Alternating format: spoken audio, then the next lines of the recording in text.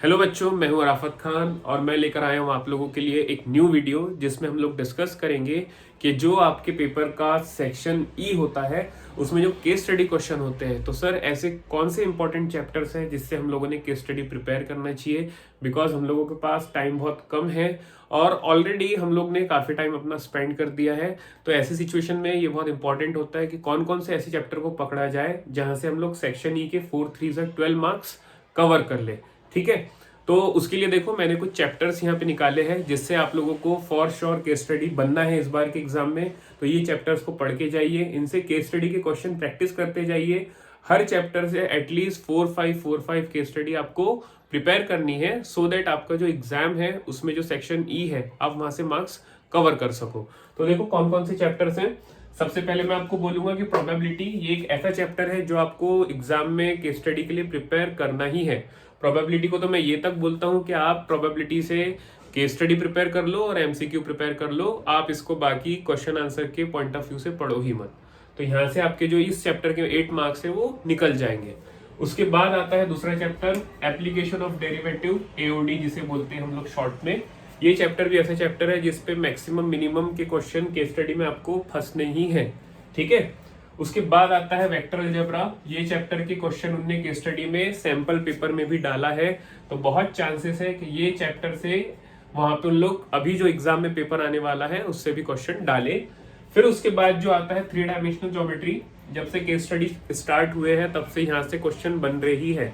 ठीक है, 3 dimensional geometry पे शॉर्टेड डिस्टेंस का फॉर्मूला पूछ लेगा आपसे, कुछ एक छोटा सा क्वेश्चन पूछ लेगा जो इजीली फॉर्मूले पे बेस्ड हो।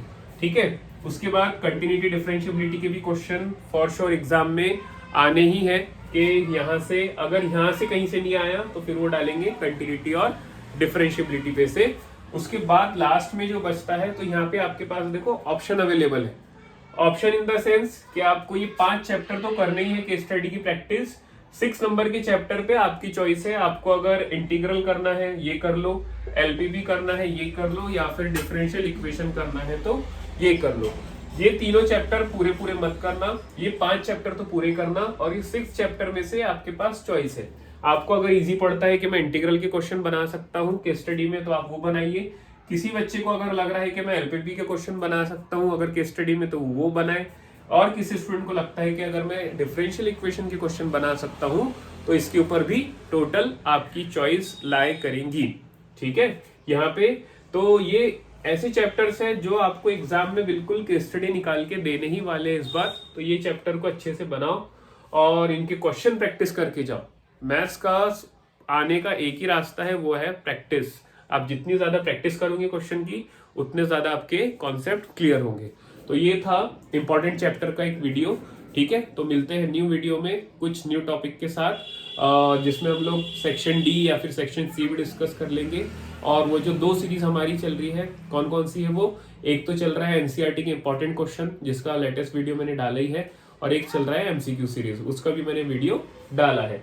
ठीक है, तो ये चैनल पे बने रहो, ये सारे कंटेंट आपको ऐसे मिलते रहेंगे। सब्सक्राइब नहीं किया तो सब्सक्राइब करो और बेल आइकन प्रेस करो सो दैट इस एंड मोमेंट पे आपको अगर कुछ इंपॉर्टेंट चीज पता होनी चाहिए तो वो आपको पता रहे। ठीक है, थैंक यू सो मच।